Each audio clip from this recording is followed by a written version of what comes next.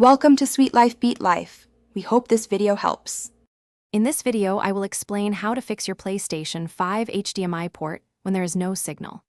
First, always begin by checking your HDMI cable connections carefully at both ends, ensuring they are fully inserted. Next, perform a full power cycle for your console and television. Simply unplug both for about 60 seconds, then plug them back in. Finally, confirm your television is set to the correct HDMI input, matching the port your PlayStation 5 is connected to. This often resolves minor glitches quickly. Now, let us thoroughly inspect your HDMI setup.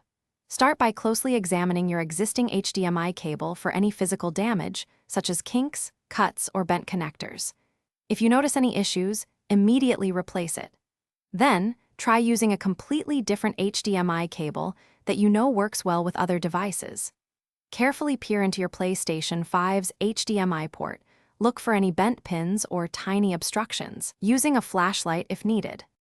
To precisely pinpoint the problem, connect your PlayStation 5 to an entirely different television or monitor. This helps confirm if your original display is the source of the issue.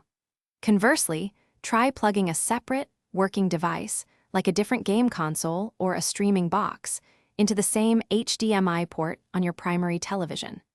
This isolation method will reveal whether the fault truly lies with your PlayStation 5 console, the specific HDMI cable, or your television.